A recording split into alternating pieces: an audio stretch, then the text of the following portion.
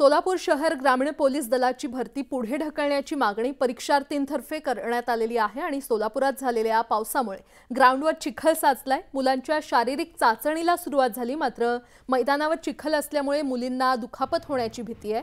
दरम्यान सोलापूर ग्रामीण मुख्यालयातील ग्राउंडवर सगळीकडे चिखल साचल्याने प्रशासनाकडून मुरुम टाकून मैदान तयार करण्याचा प्रयत्न केला जातोय।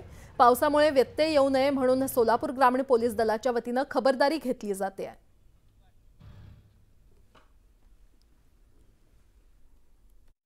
ग्राउंड ओला असल्यामुळे सर त्यांना पळता येत नाही आहे सध्या। मग सरकारला सांगायचं एवढं एकच विनंती सर की आमच्या सगळ्या गोष्टी आमच्या मागण्या मान्य करावं। ही भरती प्रक्रिया 2 महिन्यानंतर न घ्यावं। आणि सध्या काल पाऊस पडल्यामुळे काही विद्यार्थी आहेत धुळेवरनं, जळगाववरनं किंवा नाशिकवरनं या जिल्ह्यातून आलेले आहेत सोलापूरमध्ये। तर त्याने पाऊस पडल्यामुळे डेट वाढून देत आहेत, पण डेट वाढून दिल्यानंतर जे पोरगा आले धुळ्यावरनं त्यांच्यासाठी राहण्याची सोय नाही आहे, खाण्याची सोय नाही आहे। ते रस्त्यावर किती दिवस म्हणून राहणार ते? त्या सरकारला एवढंच विनंती पावसाळा झाल्यानंतर भरती प्रक्रिया घ्यावं। ग्रामीण दलाचे जे मैदान आहे त्यामध्ये थोडाफार चिखल झालेला आहे, त्यामुळे चिखल झाल्यामुळे आता पोलीस दलाकडून याबाबतीत जे काही ग्राउंड आहे त्या ग्राउंडवर कुठेतरी आता मुरुम टाकण्याचं काम सुरू आहे।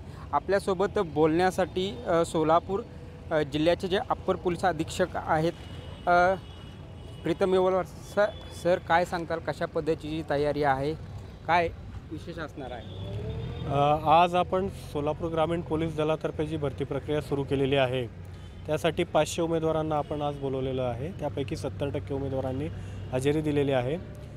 आणखी जे उमेदवार येत आहेत त्या सर्वांचं उंची आणि छाती यांचं मोजमाप करून जे त्याच्यात पात्र ठरतील त्या उमेदवारांसाठी आपण जी ग्राउंड टेस्ट जी असते भरती प्रक्रियेमध्ये ती आपण या ग्राउंडवरती घेणार आहोत।